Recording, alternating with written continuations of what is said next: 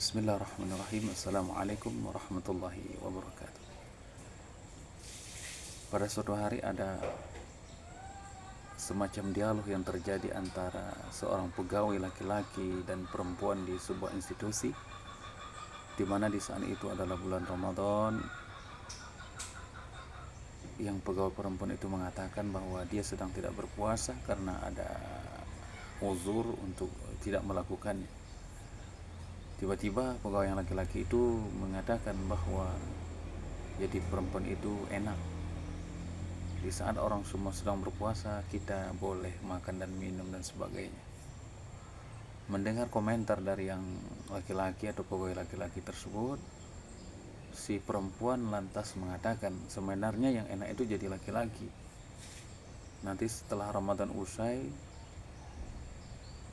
kita tidak lagi memikirkan akan mengganti puasa atau akan mengqada puasa yang telah ditinggalkan. Mendengar dialog yang semacam itu, saya teringat firman Allah Subhanahu wa taala di dalam Al-Qur'an surah Az-Zariyat ayat yang ke-56, di mana Allah Subhanahu wa taala mengatakan, "Wa ma khalaqtul jinna wal insa illa liya'budun." Bahwa hakikat tujuan penciptaan kita manusia itu adalah hanya untuk beribadah kepada Allah Subhanahu wa taala.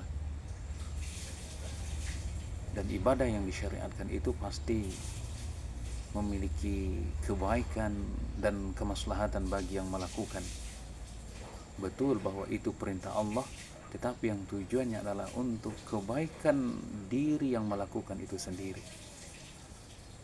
Maka dari dialog yang terjadi tadi menggambarkan bahwa ada semacam pemahaman yang kurang pas terhadap ibadah yang Allah syariatkan itu.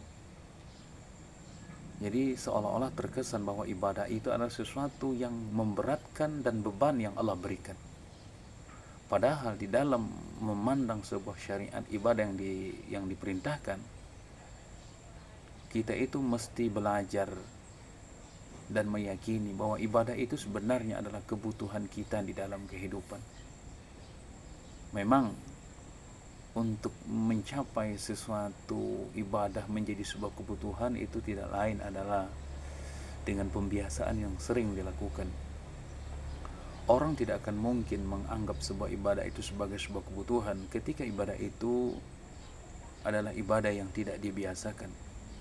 Puasa akan menjadi sesuatu yang berat dan beban bagi orang yang tidak pernah melakukan atau jarang melakukan puasa sunnah. Tapi kalau bagi orang yang telah biasa melaksanakan ibadah-ibadah, maka ketika ibadah fardu yang diperintahkan, dia akan merasa nyaman dan bahkan mungkin dia akan merasakan rugi ketika ibadah itu tidak sempat dilakukan. Jadi sekali lagi, ketika Allah Subhanahu wa taala memerintahkan sebuah ibadah, yakinilah bahwa ada